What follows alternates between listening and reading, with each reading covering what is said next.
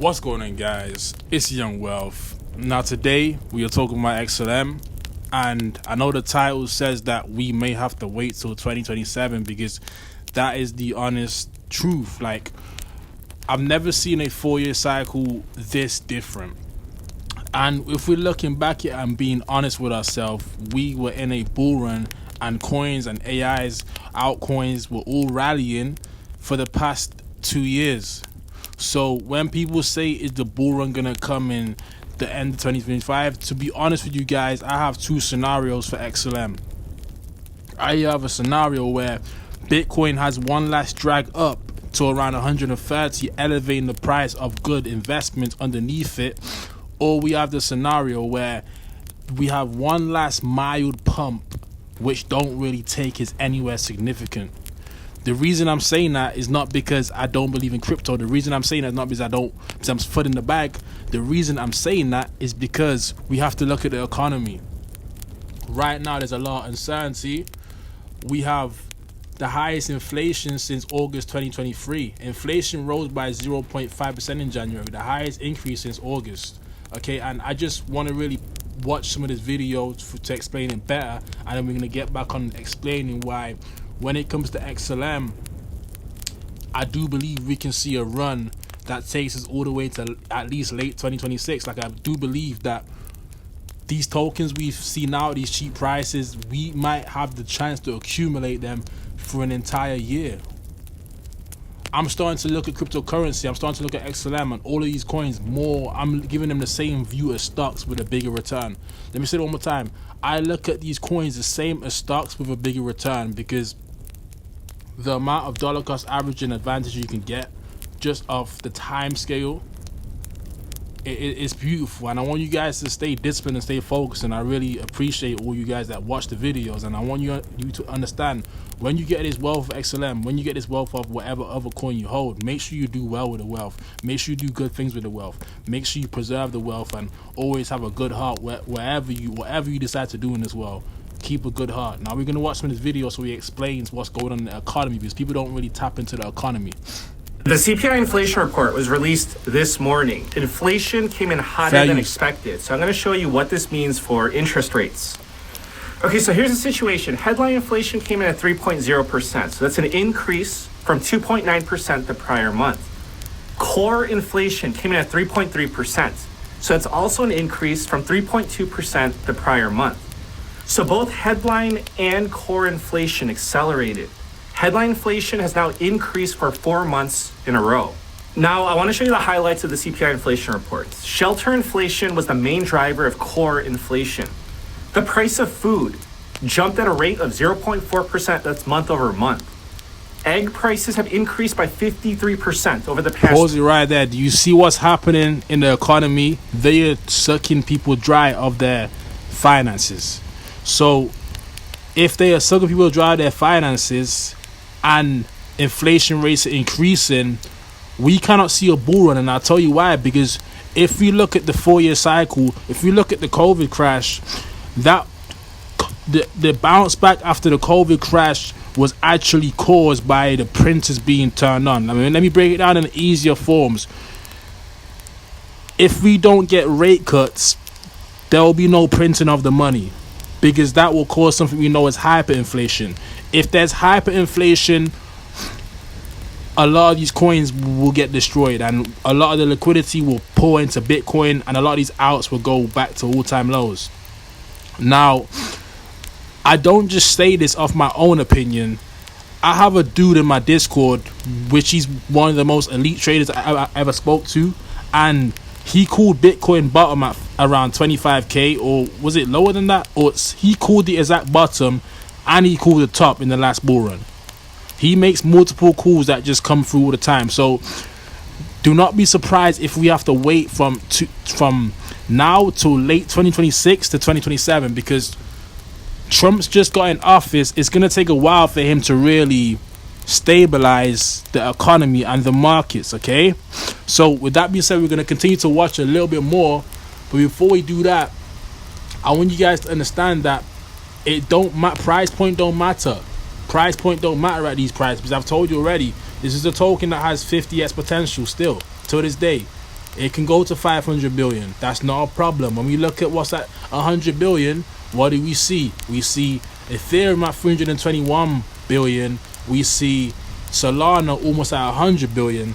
Solana has no use case other than really producing meme coins. If the Solana decided to die right now, yes, it will cause a lot of FUD and crash, but it holds no real value other than it's the place to trade meme coins, in my humble opinion. Now, of course, there's other coins being built on Solana, but the main thing about Solana is production of the memes. That's how it got his name. So, just looking at XLM at these prices, we're going to do some math. I always tell you guys, remember, $25 a day equals $9,000 a year. Okay? Let me just give you the proof. $25 a day is $9,000 a year. Okay? If the dollar cost average price and your average price stays the same and you added 25 from now to the end of the year, this ain't a failure, it's an opportunity, because you accumulate 27,000 XLM. And with 27,000 XLM, I do believe this coin is a potential $3 to $5. But let's just go on the low end and say $4, the median, right?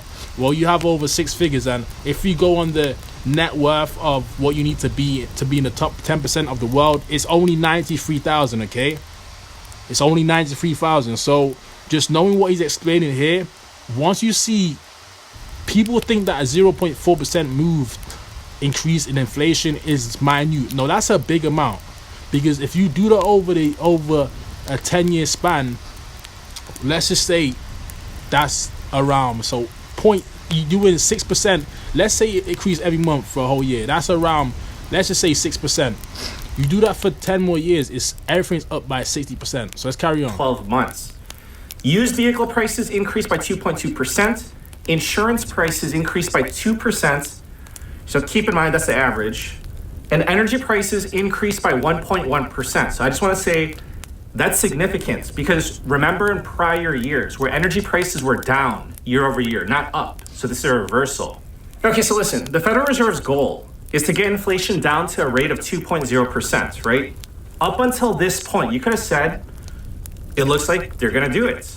But now, I mean, take a look. The mentality has gone from, oh, it's just a bump in the road, to, oh no, it's stalling now, to, well, right now it's, oh no, inflation is accelerating. Now, I want to show you this. This comes from the CME Fed Watch tool. If the Federal Reserve cuts interest rates, that is inflationary, right?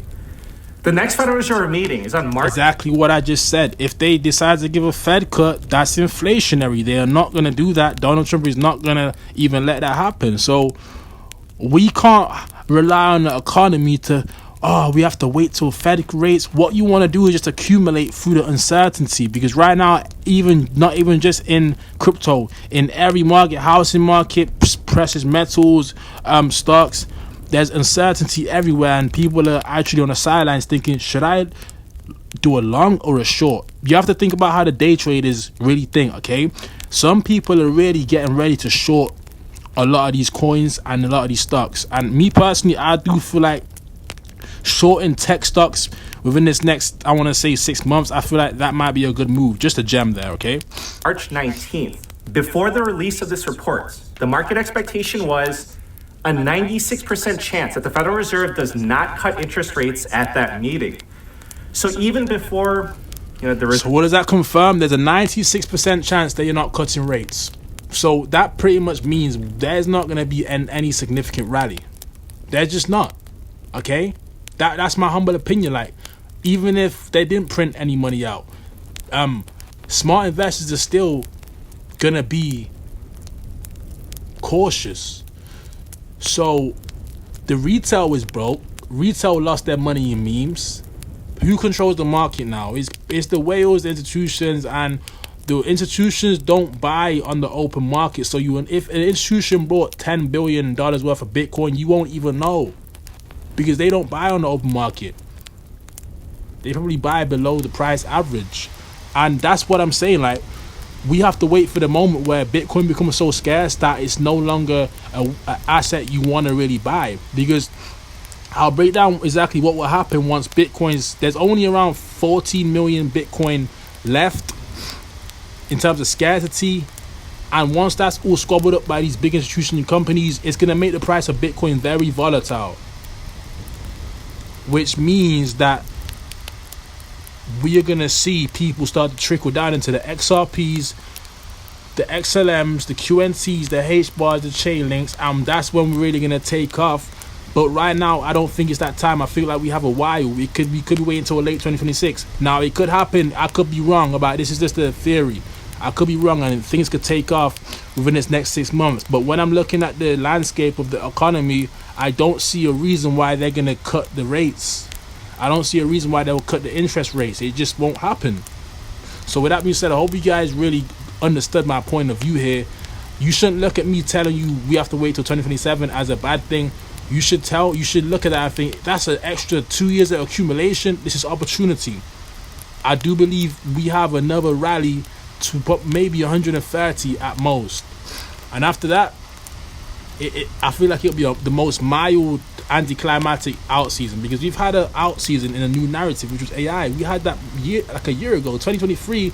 We had a gaming bull run. A lot of these coins and tokens were taken off 2 years ago. So a lot of us, we haven't seen substantial gains with the top 100 coins. But if you were in any of the low caps, you've seen they've taken off, and that's what people were getting greedy on. But you have to look at both sides of the coin. XLM hasn't gave you a 50 yet, but it's gave you a stable return.